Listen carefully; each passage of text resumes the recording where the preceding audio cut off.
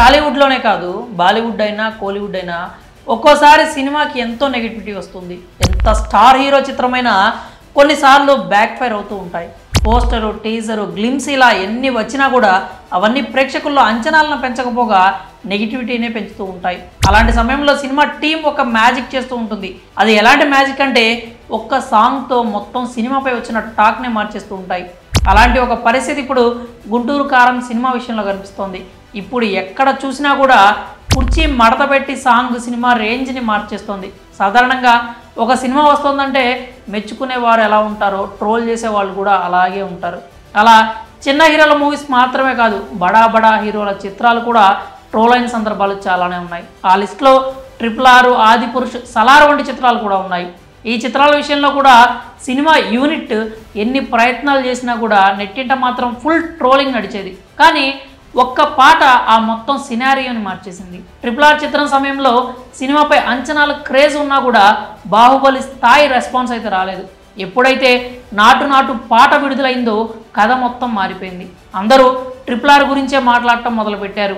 ఎక్కడ చూసినా ఈ నాటు నాటు పాటే కనిపించేది. సెలబ్రిటీలు, ఇన్ఫ్లుయెన్సర్స్, మీమర్స్ అంతా ఈ పాటకు స్టెప్పులేస్తూ ఎరగదీసేశారు. ఒక్కసారిగా సినిమాపై క్రేజ్ పెరిగిపోవడం మాత్రమే కాదు, ఆ పాటే ఆస్కార్ కూడా తెచ్చిపెట్టింది.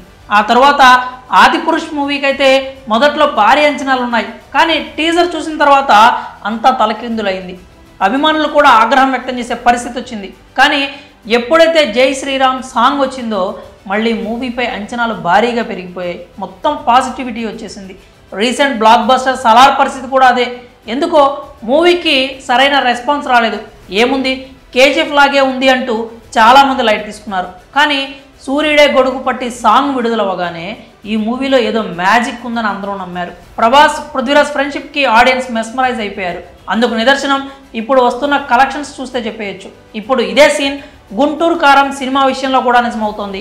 గుంటూరు కారం పోస్టర్లు, సాంగ్స్ ఫ్యాన్స్కి బాగా నచ్చేసినా కూడా ప్రేక్షకులు, నెటిజన్స్ మాత్రం ట్రోలింగ్ చేయడం స్టార్ట్ చేశారు. కానీ ఎప్పుడైతే కుర్చీని మడతపెట్టి సాంగ్ వచ్చిందో ఆ తర్వాత అందరూ గుంటూరు కారం సినిమా ఫ్యాన్స్ అయిపోయారు. అంతేకాకుండా సినిమాకు కూడా పాజిటివిటీ పెరిగిపోయింది. ఇప్పుడు ఫ్యాన్స్ మాత్రమే కాకుండా మిగిలిన ప్రేక్షకులు కూడా ఈ మూవీ కోసం ఎదురు చూస్తున్నారు. ఇంకేముంది, సంక్రాంతికి థియేటర్లో కుర్చీని మడతపెట్టి కొట్టేయడమే మిగిలింది.